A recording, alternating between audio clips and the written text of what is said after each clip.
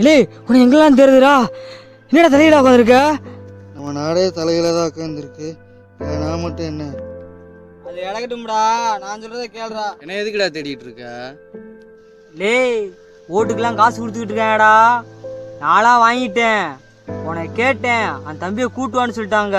எனக்கு காசெல்லாம் வேணாம்டா. எதுக்குடா காசு வேணான்ற? டேய், நம்ம நாட்டில் என்னென்ன நடந்துகிட்டு இருக்கு உனக்கு தெரியுமா? அதாட்டு நடந்துட்டு போகுது, நம்மளுக்கு காசு தான்டா முக்கியம். நம்ம நாட்டில் எத்தனை பிரச்சனை நடக்குது தெரியுமாடா? அப்படி என்ன பிரச்சனைடா நடக்குது?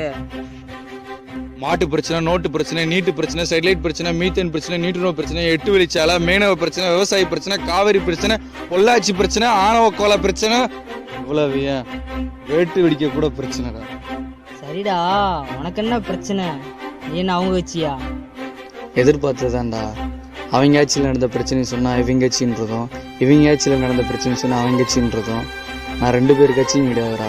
என் மனசாட்சி படி சொல்கிறேன்டா. என் மனசாட்சி தான்டா என் கட்சி. இப்போ காசை வாங்கிட்டு ஓட்டு போகிறனாலே இவ்வளோ பிரச்சனையா? ஆமாம், நீ நோட்டை வாங்கிட்டு ஓட்டை போடுற, அவன் ஓட்டையும் வாங்கிட்டு நோட்டையும் எடுத்துக்கிட்டு ஓட்டம் எடுத்துடுறான்.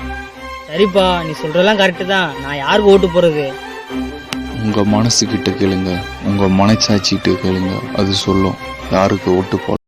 ஏப்ரல் 19 மறந்து விடாத, இறந்து விடாத. ஓட்டு போடுறது நம்ம உரிமை மட்டும் இல்லை, நம்முடைய உணர்வை மீட்டெடுக்கிறது.